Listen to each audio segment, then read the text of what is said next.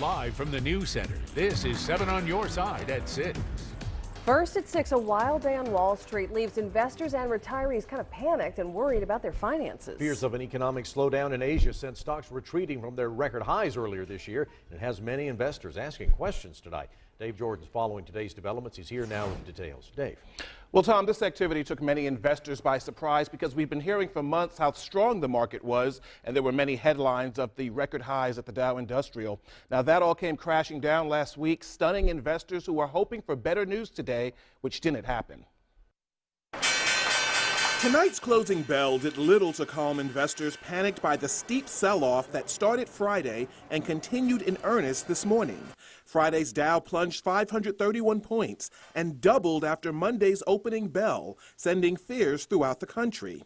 Gerald Dixon of Spartanburg, who describes himself as a long-term investor, isn't worried. 5-7 years ago, I was one of the ones that would watch it every single day, but you can't do that. Financial planner Dan Foster agrees. He says it's too early to panic because of recent market activity he calls a market correction. Our suggestion here is to view the current market environment as one of or I should say indigestion, and not one of a heart attack. A market correction is a price drop of at least 10% and it usually happens after a spike in the market. Analysts tie this recent one to China's economic issues, specifically a drop in exports and manufacturing.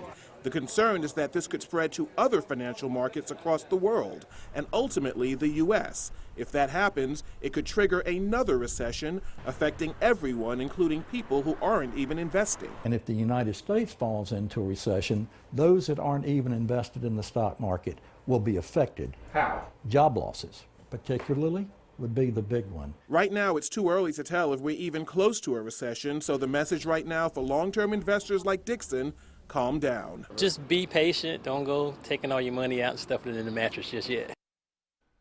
So the question tonight is, who should be worried about the market correction? Well, analysts say anyone who is retiring within the next 6 months to a year have reason to be concerned. In fact, some of those financial planners, including Dan Foster, who you heard from in that piece, called some of his clients last Thursday well ahead of the market slide to discuss investment options, Tom. All right, Dave, thank you for that. The Chinese economy is also taking a toll on the energy sector. Oil prices dropped below 6% today for a 6.5-year low. While that's good news for us at the pump, over time it could mean layoffs in the oil industry.